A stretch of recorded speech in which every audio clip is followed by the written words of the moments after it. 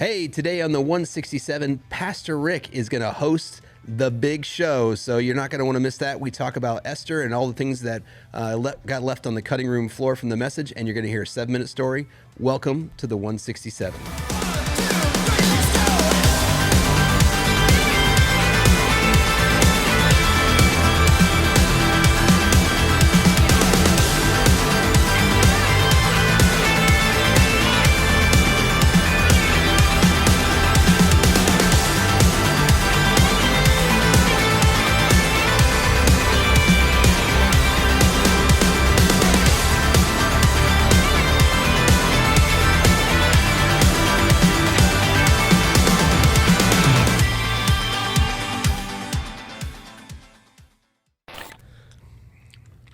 Hey, welcome back to the 167 podcast. It is my first time to actually host, and so I'm really excited. We're here with Pastor Lucas Motley. Hey. And with Pastor Jake Reeves. Well, hello there. So it... Greetings. Being the 4th of July weekend and coming off of that, very patriotic. We were all in the mood to celebrate. Blow things up. Yeah, and blow things up. Yes. And so because we wanted to blow things up, we thought, hey, let's let Pastor Lucas preach on Sunday. So That was a great transition. Oh, wow. Boom, there you go. That is master level right there. So we kicked off a brand new series titled Ordinary Heroes, and we're going to dig a little deeper into the message that you preached this past Sunday. So how'd you feel? I felt pretty good. It's hard. I feel like a post-game interview. Well, we really had it in the first half, and but it's covering 10 chapters in 30 minutes. So, which by my own admission is my own choice. Right, you got to pick any hero you wanted, so you picked what you picked. Yeah, first service I literally had to pull the parking brake because I was looking up and I saw I was out of time, and I'm like, and this is what I want to tell you. I'm out. Peace. Boom. So how'd you feel? Did you like the way we started and kicked it off? Oh, I think it was great. Yeah? I do. Minus the fact that Lucas pretty much Tokyo drifted to the end of his message. It was just like, oh, here we are. No, I thought it was a great message on Esther. It really was. Yep. All right, so let's jump right in. So here's some low-hanging fruit. We're going to start with this. So in your message, you said that God is not intentionally or very obvious within the book itself. Yes. But you said it's hidden. Where is God hidden in the story? So Esther is this very, very, very Jewish book. So it's really interesting because a lot of historians, even biblical historians, will tell you that it's a made-up story, or they'll tell you that it's, it's based on real characters, but it's kind of a play of sorts because things just fit too well into it. And so I actually think it's historically correct. There's a lot of historical markers in it. But Jewish scholars and actually rabbis, they've gone through the book, and so you kind of wonder, why is this included in our Bible when, not one time, even Mordecai, when he comes to Esther, he says, if you don't do this, help will come for the Jewish people from somewhere, and It's like, where could that possibly be? And so, what's the purpose of this? And so I was reading some articles from some Jewish rabbinical scholars, and they actually talk about how Esther, her name is Hadassah, it means something hidden. And they actually, in the Jewish tradition, say that that's not just Esther who's something hidden, it is actually God who is hidden amongst the story. And so they have this tradition, some Christians do this where it's like codes in the Bible, they do this, right. But actually rabbis have done that for centuries. And so there's actually Maimonides, I believe it was. There's some rabbis that were pre-Jesus that went through the book of Esther. And what they do is they count by numbers that are sacred in the Bible, 3, 4, 7, 8, different numbers that have different meanings for them. And so what they found was the name, Yahweh, Yahweh, is hidden in the book of Ruth, or the book of Esther 4 times. So one time it's spoken by Queen Vashti, and so it's in this 8-letter sequence. And so she says it in its backwards, and then Esther says it's in its forwards, and then not until later on in the story, once that turn happens where Mordecai gets led through the city and Haman has to lead him, in Jewish traditional circles, that's the turning piece of the story. And so after that, then I believe it's Mordecai speaks at one time, and then Haman speaks at one time. So every time a Gentile uses it, it's in a quoted sentence from a Gentile. It's in an 8-letter sequence. It's always backwards, and then whenever a Jewish person does it, it's forwards.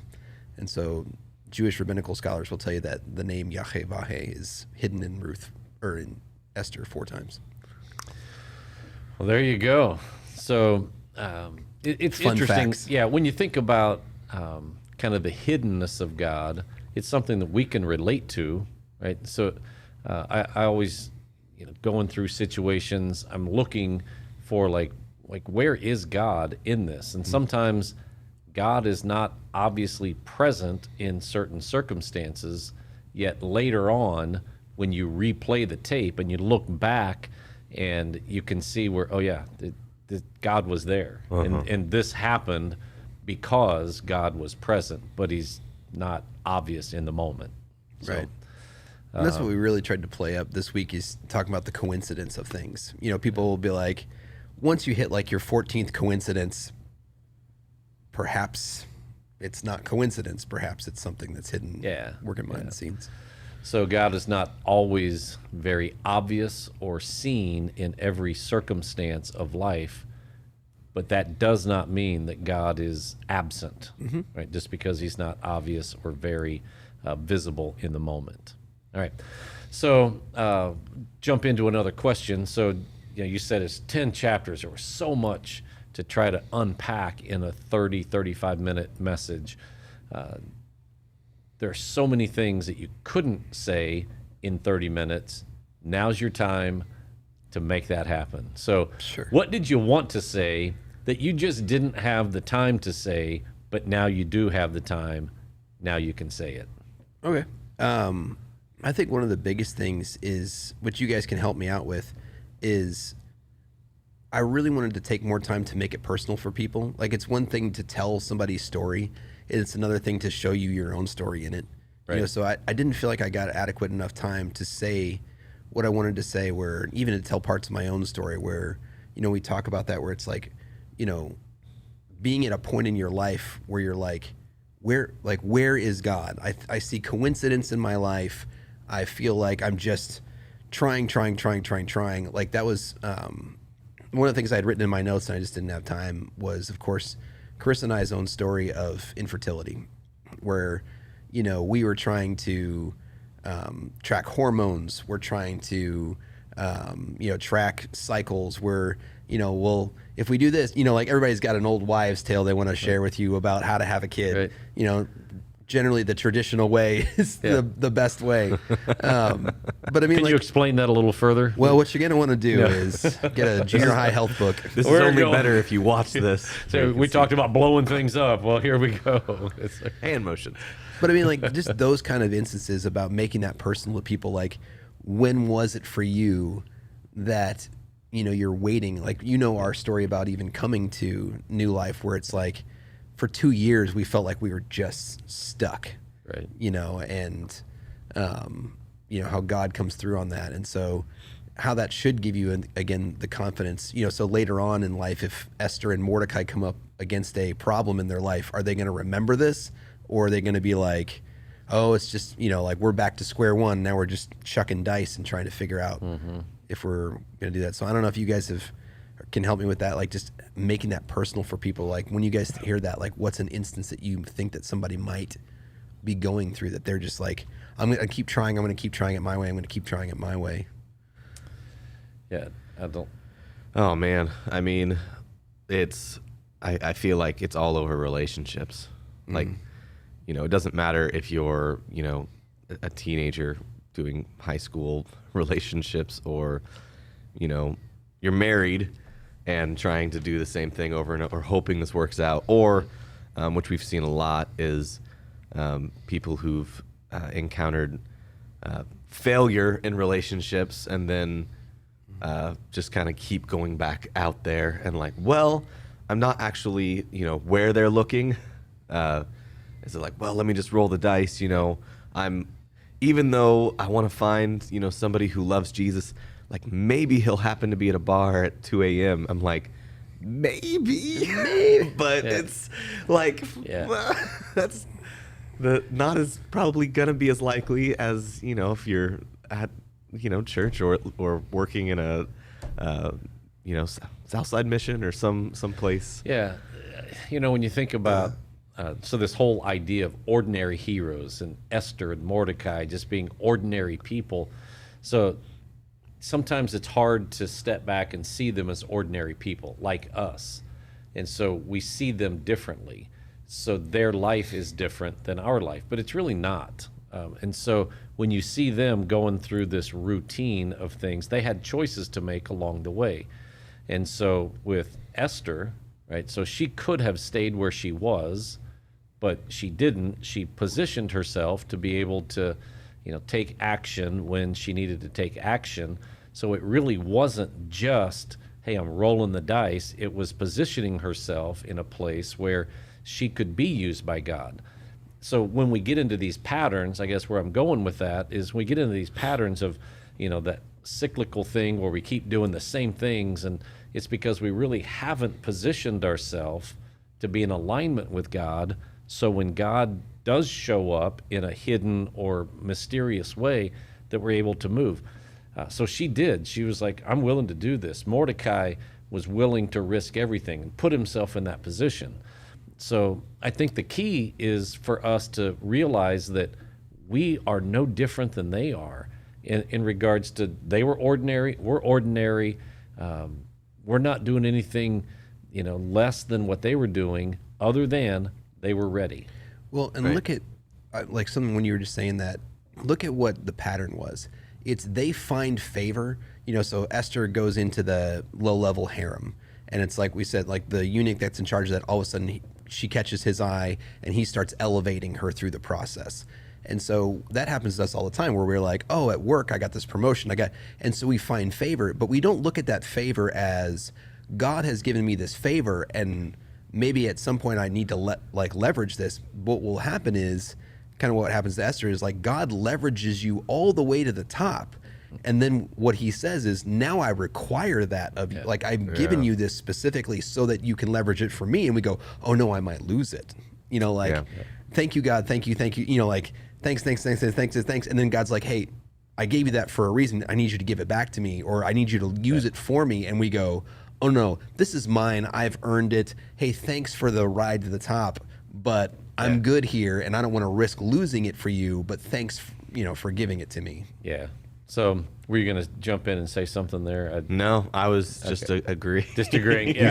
I heard you, and I didn't want to cut you off or keep moving forward. I'm filling my third seat role well. So I think, this idea of preparation and, luck, so we think, oh, she was lucky, or, we use, the roll of the dice or being lucky or coincidence, as ways that we process through and make sense of things that don't really make sense. Just recently in our family, someone said something like, well, what are the odds of this happening? What are the odds of that happening? Mm-hmm. Well, with God, it's 100% odds. Right. It's like it's a guarantee. It depends on how you're looking at it. So what are the odds that Esther makes her way all the way to be queen right at the right time? What are the odds of that happening? Mm-hmm. And the answer is pretty good. Yeah, they're 100% odds because God was, working this. She was a part. Like, that's how it works. And we have to be able to see that in our own life, right? That God is working behind the scenes, in front of the scenes, sometimes visible, sometimes not, but he's working, right? Well, and the thing is, like, I always think, like, I touched on a little bit during the sermon, but people always love to preach Esther, and they say that for the time is this. Yep. But like I said, they forget what's on either side of it, where he says, if you don't do this, God will figure it out. Well, he says it'll come from somewhere. And then he says, but you are going to die. You and your family is not going to make it through this. And so it's kind of this idea that we always have where we either go one of two things. It's either, oh, I don't need to say yes to this. God's got this. But God uses us. So it's either God's going to do this supernaturally, but he's going to unfurl the clouds and send a burning bush, and he doesn't need me to speak this word. Or it's, I am God's only chosen person, and God can't work if I don't. And I'm like, neither one of those things is true, because, if Esther doesn't do it, maybe the Jews get massacred throughout the Persian Empire, but a remnant remains, and then God's going to redeem that later. I mean, you've seen that in the story where we talked about Saul didn't, handle business. Moses didn't handle business. Joshua didn't handle business. Saul didn't. And it's like 1,000 years later, and it's going, well, you think this really came down to one God would have settled it 500 years from then, but it's our opportunity to be used as heroes to God. It's like God presents you with an opportunity, and it's not, well, if I don't do this, God's powerless. And it's not like God's going to do this despite me. It's God's offering you an opportunity to be used. Yeah. Here's a question kind of in relationship to that. Either one of you jump in here. Do you think that that in each of our lives, in everyone's life, that could be said of us, that you were made for such a time as this? Is that like... Any of us could look back and say, oh, it was for such a time as this that I was created, and whatever this is in the moment. Does that make sense? Yeah. I mean, that God, like, you have some things that God wants you to do. And if you don't do them, well, there's going to be some consequences. Somebody else is going to come along and accomplish, but you're not. You think that's true for a lot of people, or was it just true for Esther? It depends on your view of space-time continuum and God's sovereignty. I was like, here we are back at God's sovereignty. Yes. Yes. We talked a little bit about this last week on the podcast. I know. I'm like, we just keep circling around it. It's just the Doctor Strange one reality, Yeah. Yeah, I mean, you hear these stories. Like my dad used to tell a story in sermons. It was a famous sermon illustration where it was like, so-and-so was a traveling shoe salesman, and he shared the gospel, sold this dude a pair of shoes who ended up being Billy Graham. It was, I can't remember exactly who that succession was, but it was like, it was so-and-so taught so-and-so who ministered, and that dude became Billy Graham. And you're going, well, see, without this other person, this butterfly effect, Billy Graham never happens. And I'm going, well, how do you know? He could have gone down the street and some other, somebody's going to sell him pants. By the way, Google Mordecai Ham. Mordecai Ham, is that who it is? Well, I'm just throwing it out there. Look up Mordecai Ham, see if there's any relationship there. Go ahead. Okay. Dang it. No, but so it's just this thing where people are like, if not this, if not this, if not that. And I'm going, well, how do you know? Because I always picture God's sovereignty is, I think that there's some large rocks, like, when you talk about, you have a jar in front of you and you put like 7 large rocks in it, and then you just fill it up the rest of the way with gravel. And I'm like, I feel like sometimes that's the timeline, is God's like, I have a few things that I really want to accomplish, and I'm going to kind of engineer those things, and then the rest of it just get filled up with what shirt I happen to put on today. Yeah. So I think that some of those things happen, and like I said, and I think that that's a very real possibility that God asked other people to handle this, and we saw it in the story, he did ask other people to handle it. He asked Saul to handle it, and Saul didn't handle it, and so fast forward 500 years later, and he has to ask somebody else to handle it. Yeah.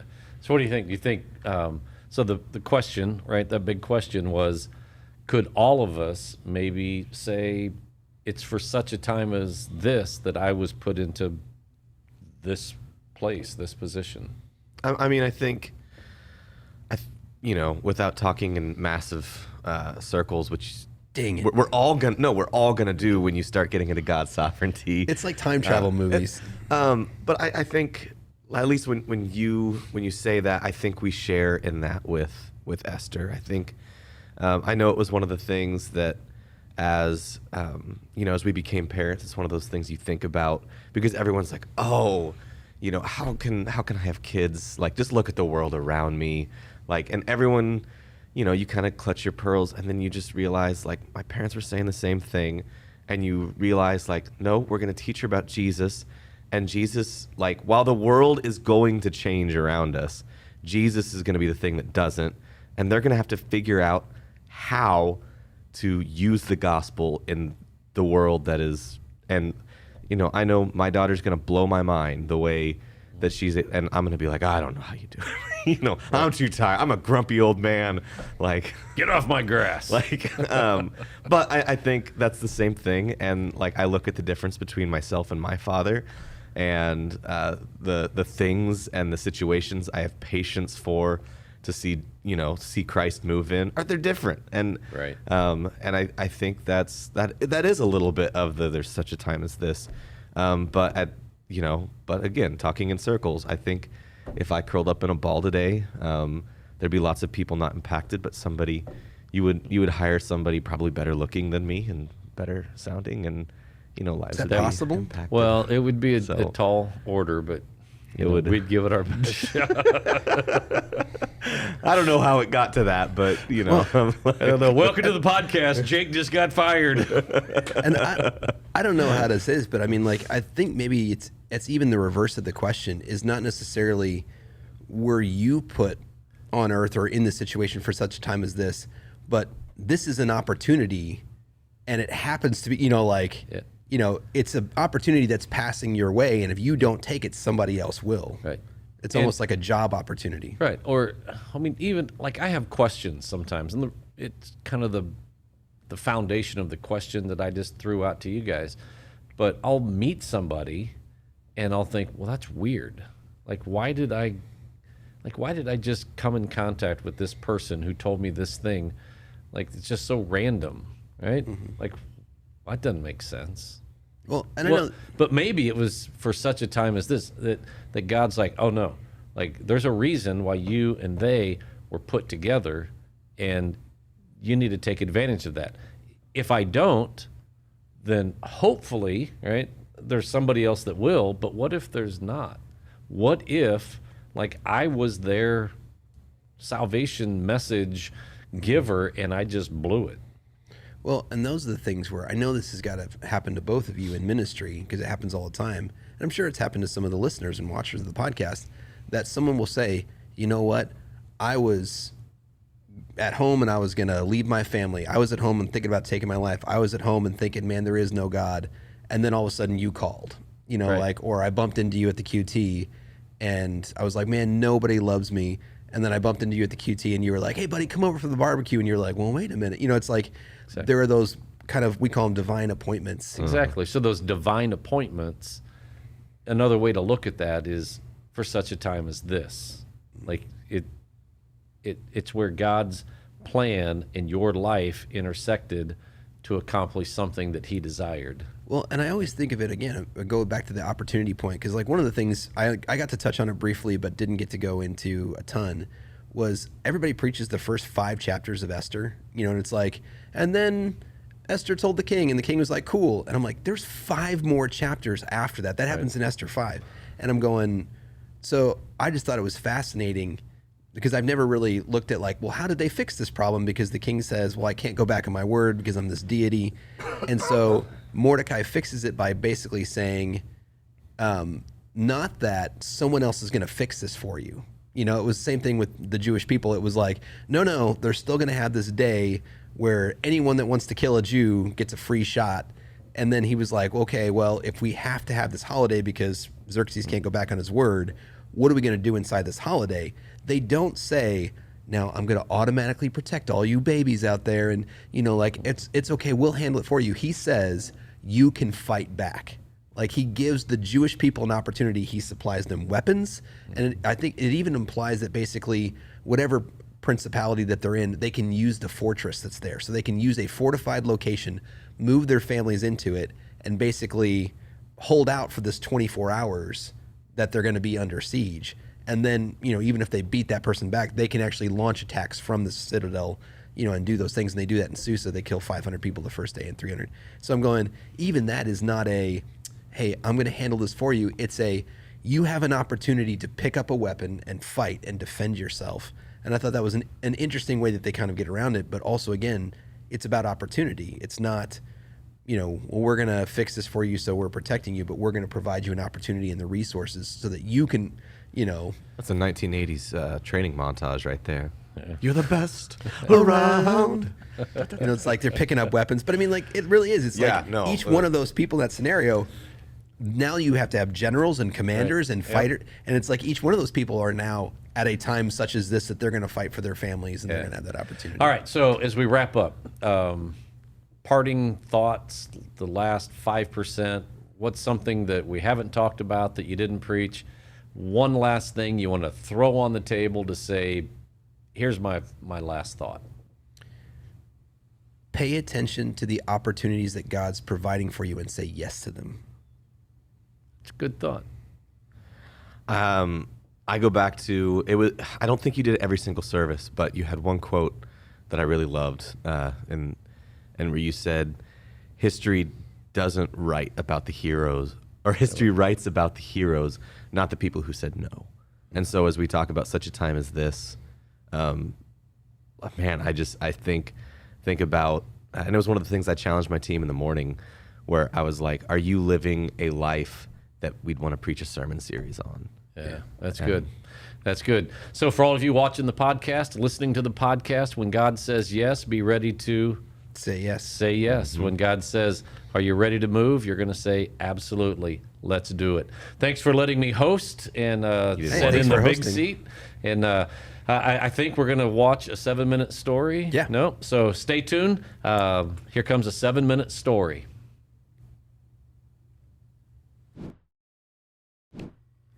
Hey, welcome to 7-Minute Stories here on the 167. Here with me today is Kendra Thompson. Say hello, Kendra. Hi. And so Kendra's going to be sharing with you her 7-minute story about how God is changing her life and working in her life. So take it away, Kendra.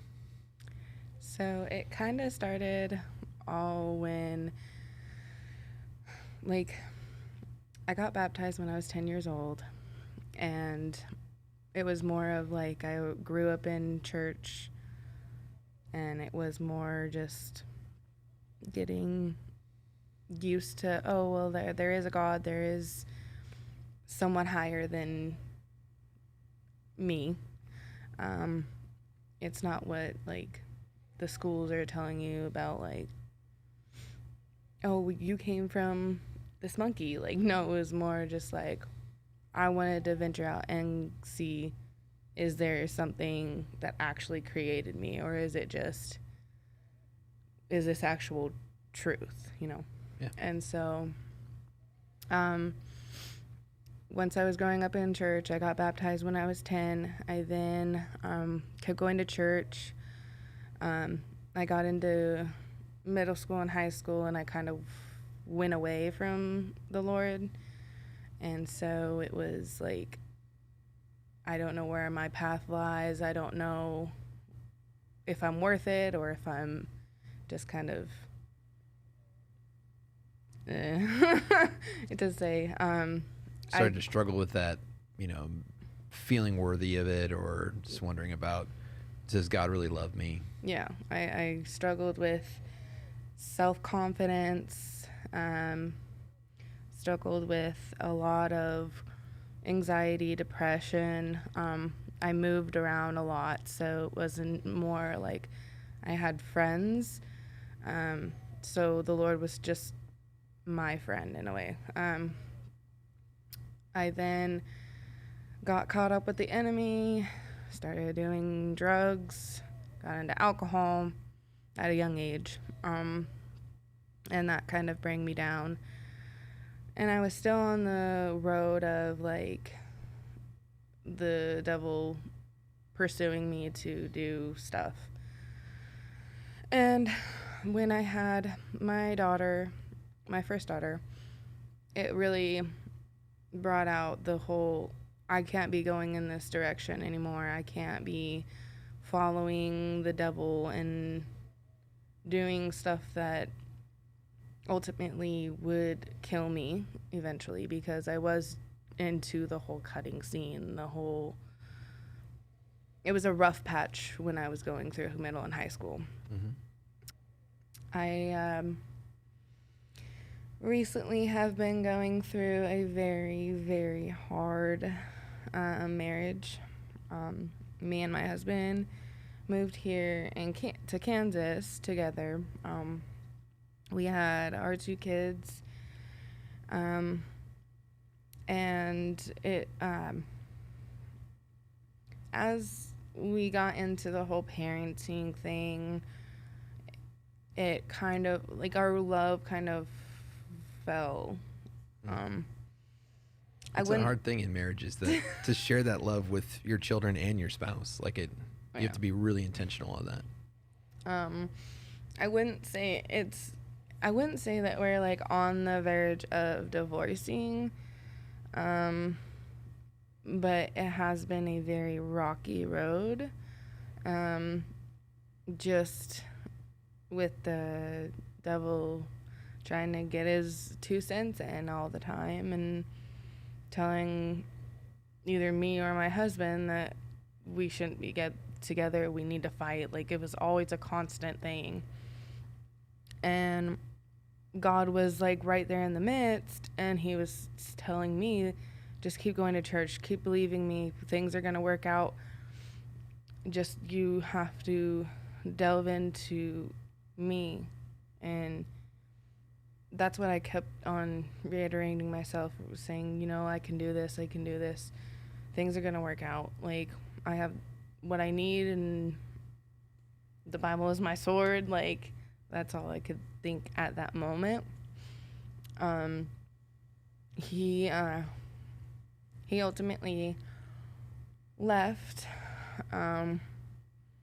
We do still talk.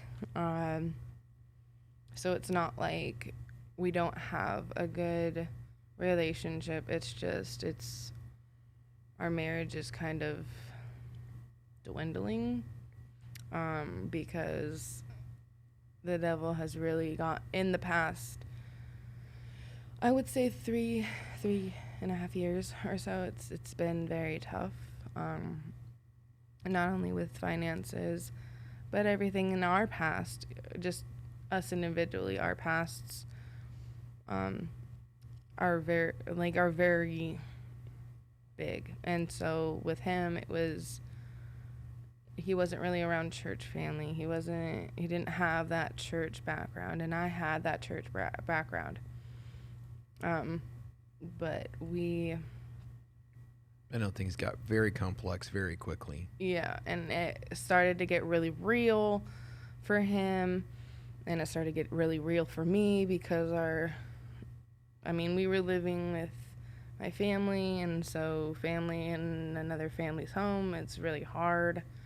So we were trying to figure out our little family while we were in someone else's house, and it was just a lot of things that kind of turned in a wrong way. And I'm not gonna say the devil won, because that's just not, I don't believe in that. The story's not over yet. Yeah. God has done many miraculous things, and even me meeting Josh in the first place, that wouldn't have happened if it wasn't for reasons, it doesn't just, out of the random, financially, I was struggling really hard with getting a car. Like, that was a real big struggle. When I moved here, I really had nothing. And I thank God for new life, honestly, because if I didn't find you guys, you are the only church that I know has brought me in and made me feel like a sister, not just somebody that came in, Mm-hmm. And so you guys have helped in many ways, just make me feel like there's just this awesome blossom just waiting to come out, and like, you guys have brought that out of me, and I love it. Like, honestly, I jump for joy every Sunday I come in, and every time I come, like, from VBS, I cried, honestly, because it's my calling to be in the kids ministry, and it's just made me so happy to know that God is doing these things, and that's just over these since I've come here, like, just in amount of time, like how God can change that quickly. It makes me feel like I'm on a mountain, like it's amazing. It's something that I can't really, I can't even talk right now. It makes me like set on fire pretty much. If you ever heard of the song Set the World on Fire, yeah, like that's my song. Like I love that song. So I mean that every day, just hearing that song makes me like want to go and jump around, being like, hey, do you know about this? Like, what has the Lord done for you today? Like that's just the happiness that it makes me, like, honestly. Well, I'm glad we could be a part of your story, and I know that story is not finished yet, and you're in the midst of it. But I thank you for coming on and sharing that. So I hope it inspires other people, and I hope it just brings them joy and gives them hope. So thanks for doing that. Yep, thank you. If you enjoyed this episode of the 167, make sure you like, subscribe, follow, get notified, leave a 5-star rating and a positive review. Tell all your friends to listen as well. Make sure you go over to newlifegardener.com and check out all that we have to offer as a church, and check out our messages online as well. Thanks for listening.